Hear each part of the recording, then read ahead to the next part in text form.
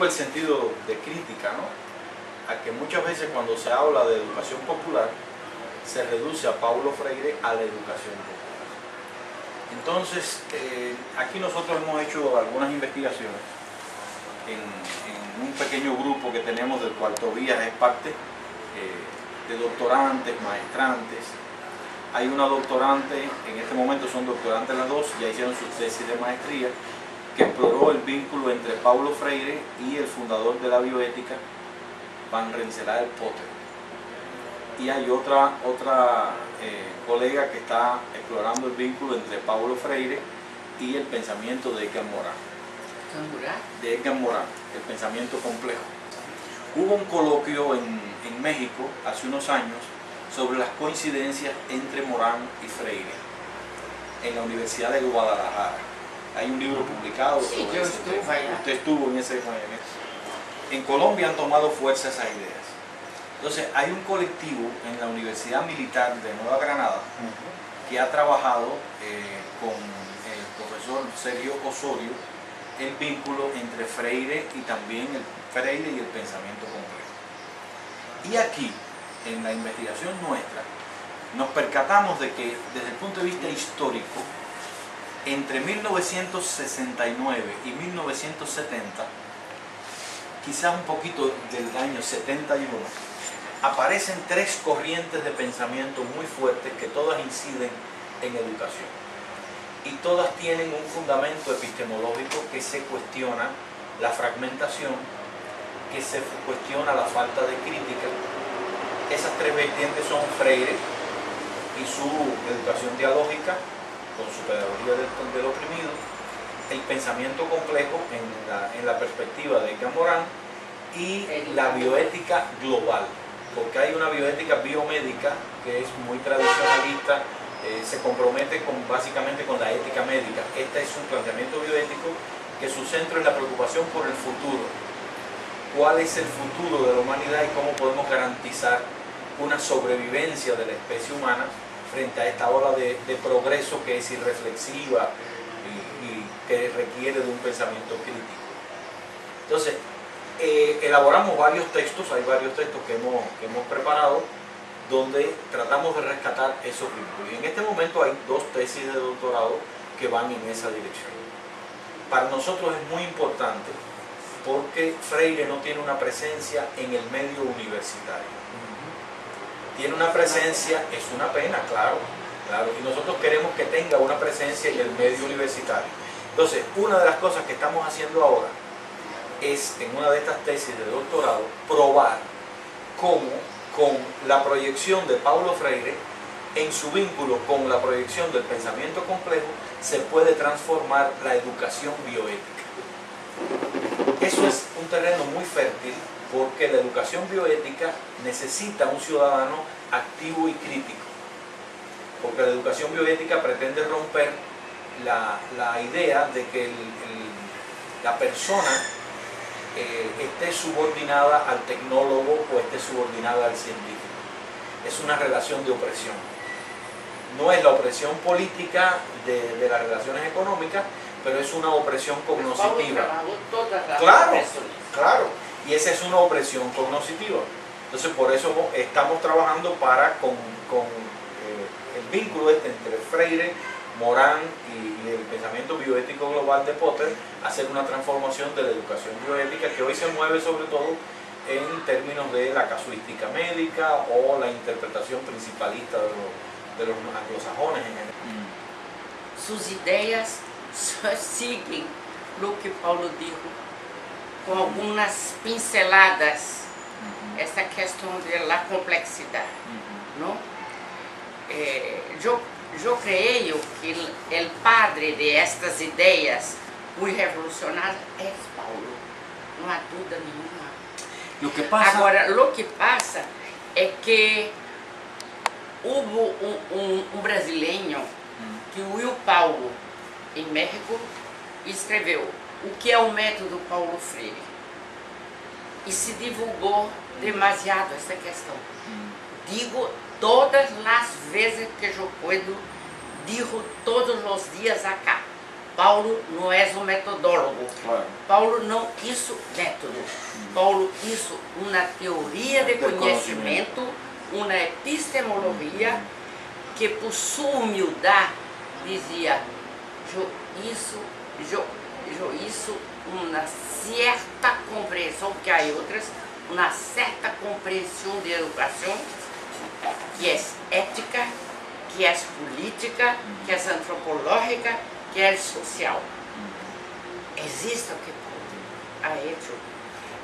E lamento muito que erros de interpretações, porque quem lê Paulo, vê logo, Paulo não hizo a educação popular solo.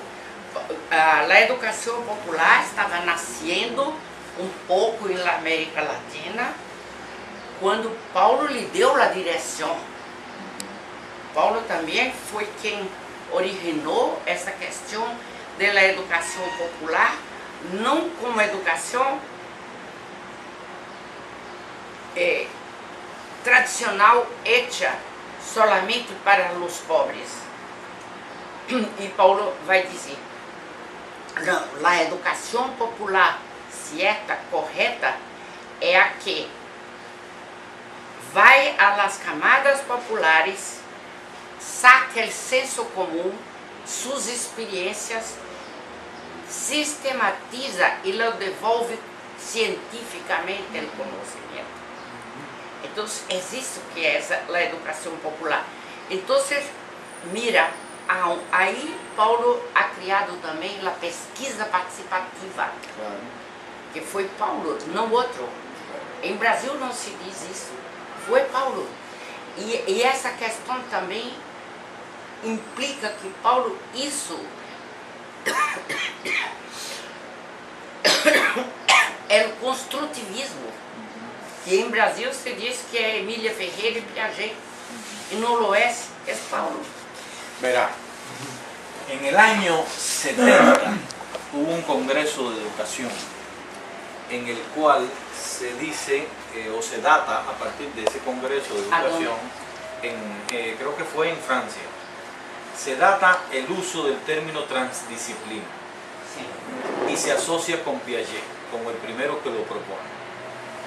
Verá, Freire no usó transdisciplina, usó interdisciplina. Pero el concepto de interdisciplina de Freire es exactamente ese que usted acaba de describir.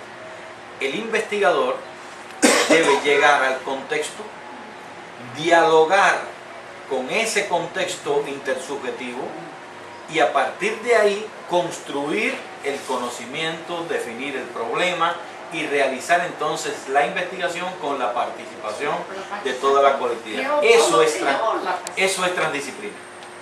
Eso es lo que hoy se llama transdisciplina. Es un concepto muy anticipado, aunque el término no lo usó. Si no es el primero, es muy poco probable que otro sea el primero en usar el sentido de la transdisciplinariedad. Sí, Paulo Freire, aunque el término no aparece en Freire. Es un tema generador. Nadie hablaba en cultura. Nadie. Y es antes de Paulo, en Francia, se empezó a hablar de la cultura popular como una adquisición importante para las populaciones más pobres. Esta idea fue a Recife, levada por People and Culture, el movimiento en Francia. Y Germano Coelho estudió en Francia, visitou el Oriente, Israel e tudo por 2, 3 anos. E naquela época não se envolvia muito fácil. Se quedou muito tempo allá. E quando volveu a Recife, disse: Paulo, aprendi algumas coisas que têm a ver com o que tu achas aqui. O que Paulo fazia e que ganhou uma dimensão maior são os círculos de cultura. Tu conheces? Sim. Os círculos de cultura Porque os pobres, os que não sabiam ler, e os que não sabem ler e escrever, se sentem, Paulo dizia, autodemitidos da vida. Não se sentem pessoas, não se sentem gente, se sentem como sombra de los outros. Porque eu tenho que pedir, leia isso para mim. Que base é este? Que bairro é este? Não lê nada. Então se queda como sombra de los outros. Diziam eles mesmos. E então Paulo disse, como sacar essa gente dos próprios valores, se considerar a si próprio pessoas, sujeitos da história, como? Então pensou exatamente nesta questão, mostrar, codificar a natureza e a cultura.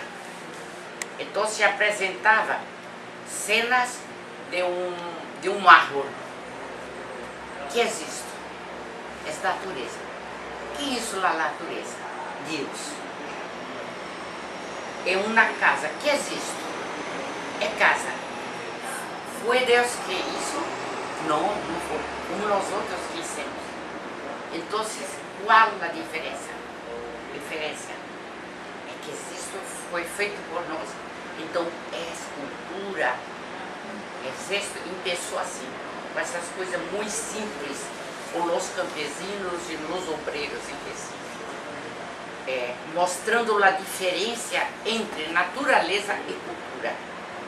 E então digo, por que um índio caçando com arco e flecha, um homem de Nordeste com uma espingarda dando tiro? O que fazem? Estão caçando.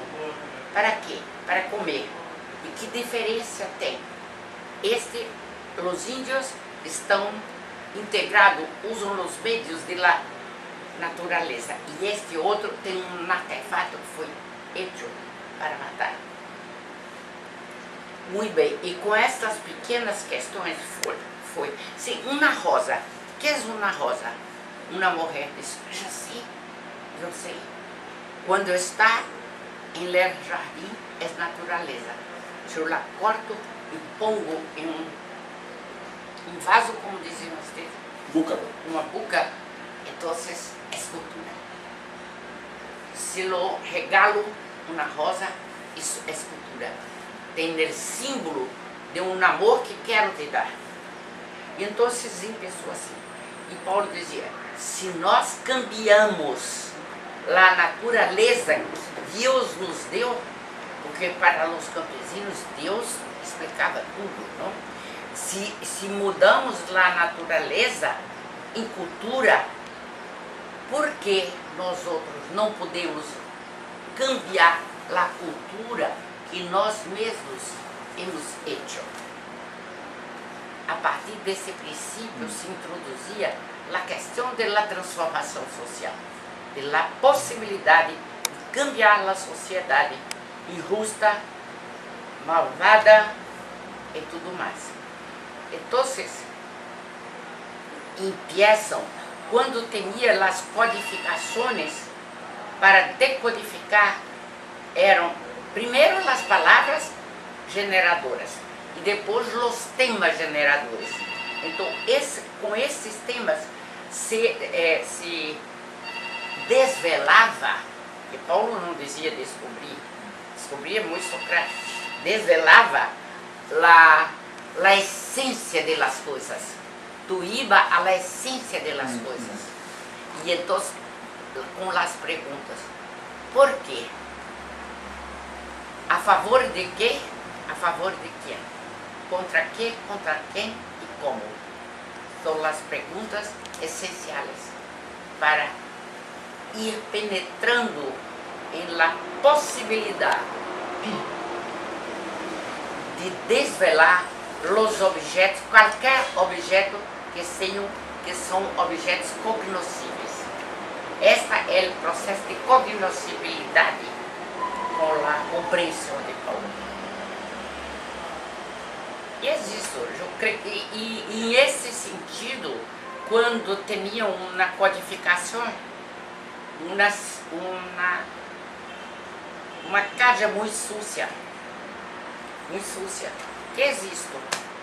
Então, alguns Paulo diz que em Nova York foi assim. O bispo de Ayá dijo: Paulo, é incrível essa gente, não entende nada. E os negros, que existem? Ah, existo? É uma casa. Que ideias haces? De onde está essa casa? Por suposto, em África. Em África todos são negros e todos são sucios. Então, pouco a pouco, a cada resposta, Paulo fazia uma nova pergunta. Até que em um momento, uma das pessoas sempre diz: não vamos ser bobos e nem bestas, dizer, isto é nossa casa, é Israel, veja que esta é a farmácia, que esta é a padaria, e isto é nossa realidade, que nós não queremos ver. E existe, estamos metidos na bachura e na pobreza. Temos que saber isso. Esse é o processo de conscientização. E com isso, tu vai reunindo os conhecimentos da língua, da situação social, da situação geográfica. Então, existe o que é a transdisciplinaridade ou a interdisciplinaridade. Que Paulo fazia isso muito antes de Morin. No, lo que pasa es que Morin copió a Paulo. Discúlpame, copió. No creo que haya copiado a nadie. Hay una coincidencia. El asunto está en que Freire tiene otra idea muy fuerte en su epistemología, que es central en su epistemología, que cambia el concepto de sujeto. Es decir, viéndolo desde la perspectiva de la filosofía, para Freire no hay un sujeto universal, abstracto. Hay un sujeto en contexto. Y por eso el punto de vista del oprimido es un punto de vista privilegiado. Porque desde el punto de vista del oprimido se ven cosas que desde el punto de vista del opresor no se pueden ver. Y eso es un elemento de constructivismo muy fuerte y muy importante. Pero ¿qué pasa? Que esa idea, en esta forma pura, filosófica, ¿no? Es decir, el sujeto no es el sujeto universal de los modernos, aparece simultáneamente en Freire, pero aparece simultáneamente en Morán, es decir, en fecha. Morán escribe el método a mediados de la década del 70, pero el libro más importante, donde está prefigurado el método, que es el paradigma perdido, es un texto también del 69. Es simultáneo, es interesantísimo. Y Potter, en los Estados Unidos, que nunca supo de Freire y nunca supo de Morán, hizo su planteamiento en el terreno de la bioética, también con las mismas ideas. Pero también en el mismo... acontece isso? Las circunstancias dadas. Exactamente. En ese mismo momento. Hacen hombres adivinar. Exactamente. En ese mismo momento, en Noruega, Arne Naes planteó la diferencia entre ecología superficial y ecología profunda, que también va en la misma dirección. Y entonces el trabajo que hemos hecho aquí con varios doctorantes consiste en mostrar que en estas 4 líneas, es decir, el ambientalismo profundo, la pedagogía crítica freiriana, el pensamiento complejo de Edgar Morin y la bioética global, hay una ruptura con los ideales clásicos. Entonces hay un artículo donde yo traté de resumir eso, se publicó en Estudios, la revista del ITAM. También hubo una publicación en esa dirección en la revista colombiana de bioética, mostrando cómo hay un vínculo muy estrecho en cuanto a ruptura. Freire lo hace en el terreno de la epistemología vinculado al acto de la transformación social, el conocimiento. Potter lo hace en el terreno de la ética, cambiando la dimensión de la ética hacia una ética de la ciencia, de la tecnología. Los que trabajan la problemática ambiental lo hacen en su dirección. Lo más interesante es que no se conocen entre sí. Y cuando se conocen, se reconocen a sí mismos como extraños. Yo saqué una cuenta matemática muy sencilla. Si reunimos a los educadores que en América Latina están influidos por Freire, con los que están influidos con Morán, tenemos más del 95%. Ganamos la batalla. Y por eso estoy tratando en todas las publicaciones de mostrar el estrecho vínculo que hay entre esas concepciones, para que la gente se reconozca. ¿Qué pasa con Freire? Por una parte, por ejemplo, en una época fue discriminado por ser cristiano. Aquí, por ejemplo, ocurrió eso. Pero en otros lugares lo discriminan por ser revolucionario. Es decir, por su concepción revolucionaria. Para salir de Brasil por eso. Claro, pero todavía hoy, es decir, en medios académicos, muchos dicen es muy revolucionario Freire. Entonces, de Morán, otros dicen es muy abstracto. Nosotros tenemos que tratar de lograr esa sinergia que haga que se acabe de transformar la educación, porque hay una parte importante de la educación que sigue siendo bancaria. En Cuba sigue siendo bancaria, en la educación sigue siendo bancaria.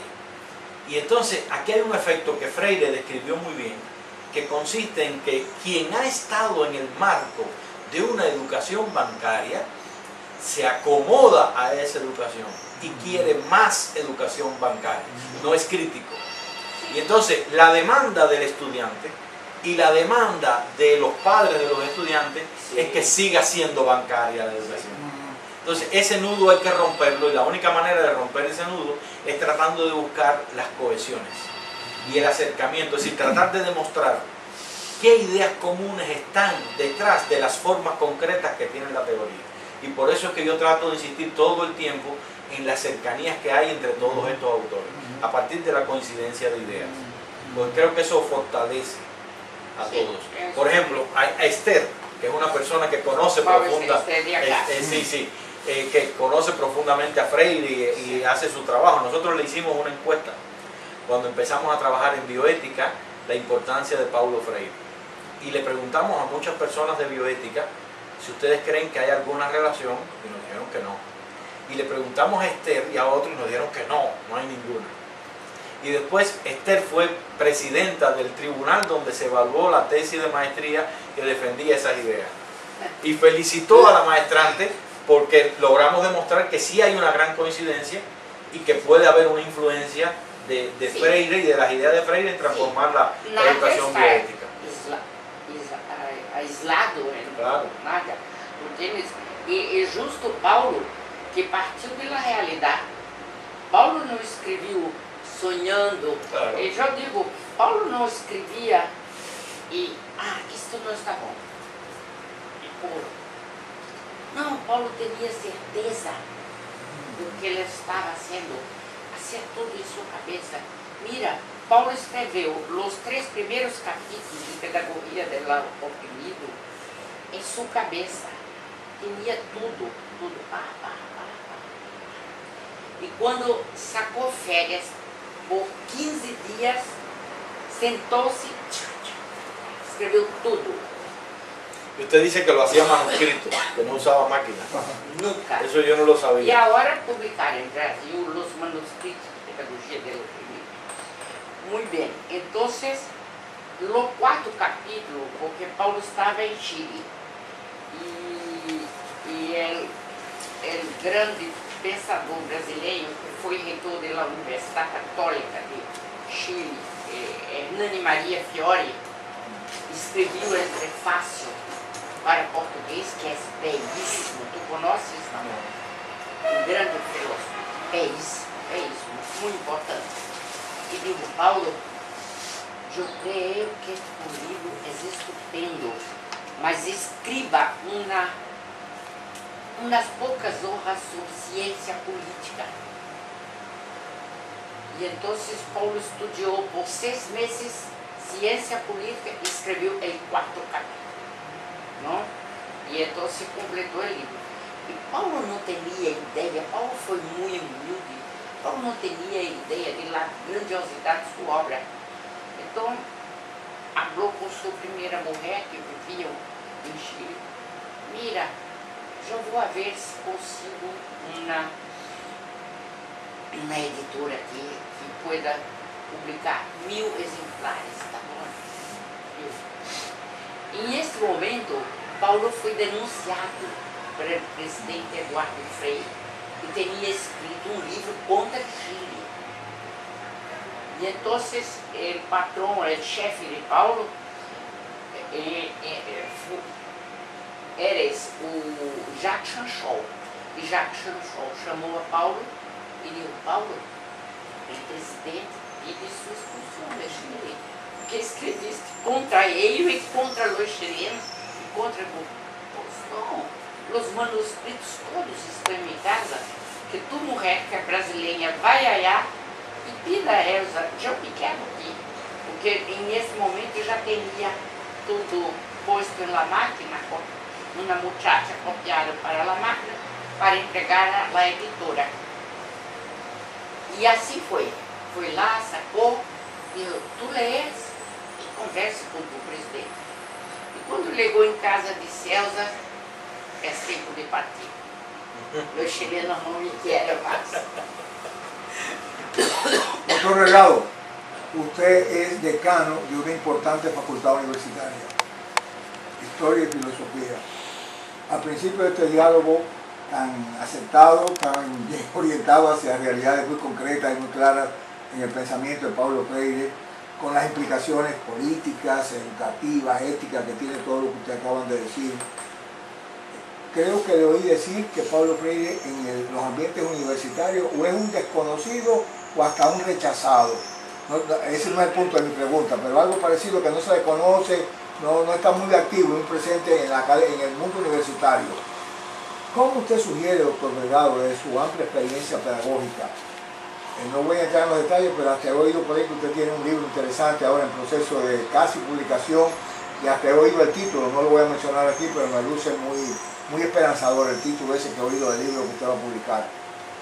¿Cómo usted sugiere todo esto que ustedes han dicho y mucho más que hay que tener en cuenta, que todo eso se transforme en posibilidad pedagógica, en sistema pedagógico de ser aceptado y llegar al mundo universitario?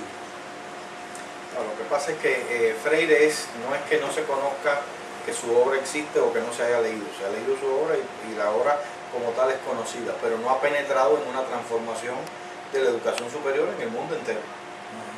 En parte porque ha sido reducido a la educación popular. Eso en parte. Es decir, no se ha comprendido la epistemología que está detrás. Yo estoy completamente de acuerdo con usted en eso. Es decir, hay una epistemología, un planteamiento epistemológico muy profundo, que incluso entonces trasciende al mismo Freire. Es decir, de Freire pueden salir muchas estrategias de transformación educativa, no solo la que está plasmada en la educación popular, sino otras muchas basadas en sus mismos ideales. Es decir, hay que hacer una reconstrucción de cuáles son los ideales en los cuales se fundamenta la concepción de Paulo Freire. Cuando entramos en esos ideales, entonces se pueden hacer muchas cosas en educación superior, pero eso está por hacerse. Por una parte porque hay una institucionalidad, es decir, hay una forma organizativa que está construida y como ya está hecha, obliga a ciertas cosas. Y en otra parte porque hay pereza. Es decir, existe una pereza de... ¿Existe una? ¿Eh? ¿Existe una? Pereza. Pereza. Sí. Cansancio. Cansancio, falta de energía. disposición Sí. para cambiar. Porque hay toda una serie de métodos y estrategias pedagógicas que son útiles, son válidos, dan resultados, por ejemplo, de corto plazo o de mediano plazo, pero que no producen la transformación humana que Freire reclama y que se puede lograr con la concepción de Freire. Entonces yo creo que hay de las dos partes. Por una parte, la reducción de Freire a una sola estrategia, que es culpa no de Freire, sino de los freirianos posteriores. Y otra, que Freire no está solo, es decir, hay toda una serie de corrientes pedagógicas y de alternativas en pedagogía con las cuales no se ha dialogado suficientemente. Los problemas que existen en el mundo son muchos y los que existen en la educación son muchos. Si son muchos los problemas, las soluciones a esos problemas tienen que ser muchas también. Entonces, el pensamiento de Freire podría entrar precisamente en la búsqueda de esas soluciones, pero no tiene por qué contraponerse tampoco a otras teorías y a otras formas que podrían ser complementarias. Y ese trabajo todavía no se ha hecho. Ese es un trabajo de naturaleza teórica que hay que hacer para poder realizar y hacer propuestas concretas de transformación. Eso es algo Eso es algo que está ahí dormido. Pero la fuerza de la institucionalidad pesa mucho. Mira, a coisa que se dirigiu a Paulo muito com essa coisa de educação popular é porque, primeiro, a academia não lhe busca ter senso comum. Claro, porque la academia no es transdisciplinaria y para ir al diálogo hay que ser transdisciplinario, no se puede llegar al diálogo si tú no reconoces la validez del otro. Y Pablo parte de reconocer la validez del punto de vista epistemológico de todos los que participan. El senso común, Paulo diz, la ciencia no, la humanidad no comenzó con la ciencia. La ciencia es una elaboración histórica, epistemológica, cognitiva del senso común. Entonces, los académicos dicen, no, ese hombre habla de luna, habla de los pobres, esto es muy feo, esto nada tiene con la academia. Las cosas tienen que ser con un rapaz que habla muy difícil. Tal. Entonces, yo creo que la primera cosa es eso. Los académicos no les gustan de la valoración que Paulo hace al senso común.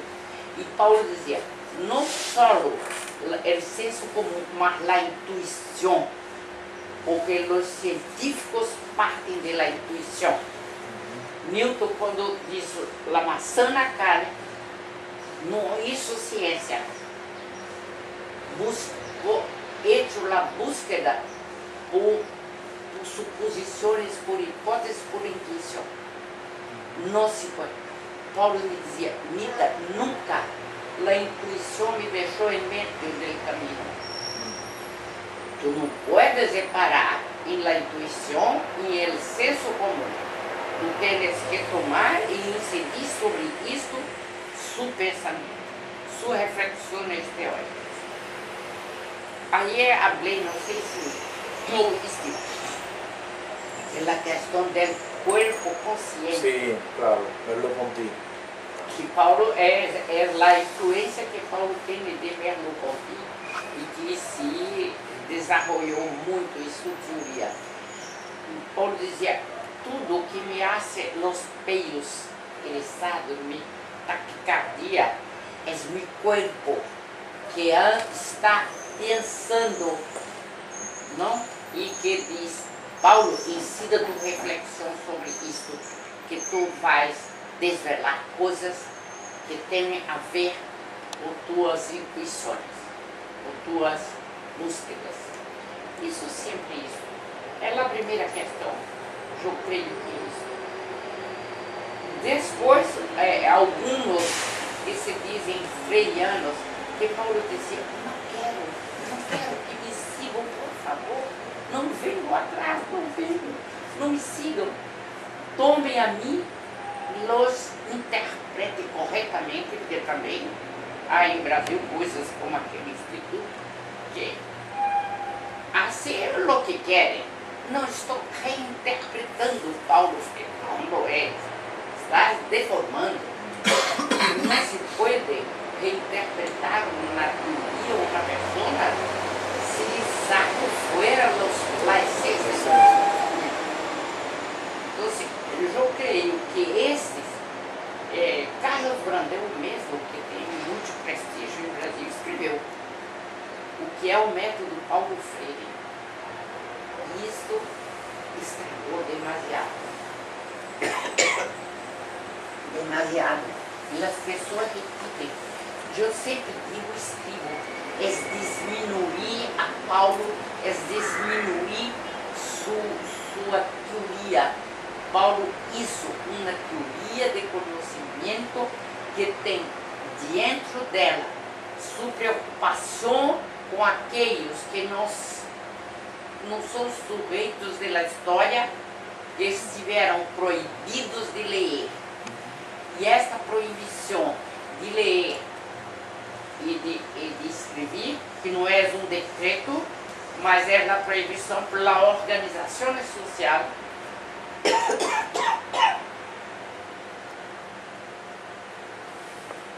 esta proibição que Paulo dizia, como romper isto? Como romper para que as pessoas se sintam sujeitos da história, gente como o outro. E então foi a partir de uma coisa muito mais grande. E então pensou, para sentir-se sujeito da história, tem que começar sabendo-se sujeito da história. E isso como? Através da leitura da palavra e do livro e do mundo, sobretudo a leitura. A leitura do mundo, claro. Não, porque falava, às vezes tem grupos, assim mesmo, um grupo, aí me dá compaixão, como isso, eu digo, essa gente vive em outro planeta, eles não vivem no mesmo planeta, que tem umas ideias, mil, não? Então existe que Paulo trabalhava para que as pessoas tivessem crítica, o pensamento crítico, problematizador, e então conscientizador, e com isso libertasse das amarras de apenas sujeito. Porque Paulo dizia, nada é só o sujeito. Sempre somos um objeto também. Não há a liberação total. Não há. Não há a plenitude, a liberação total. E existe. Então, muita gente não compreende isso. E diz, é o método Paulo Freire, sempre que estou ouvindo isso, mesmo na mesa redonda, quando eu abro, eu digo, não é bem um método, é uma concepção mais grande, mas Paulo não dizia isso, uma teoria de conhecimento. Paulo foi um homem muito modesto, muito simples.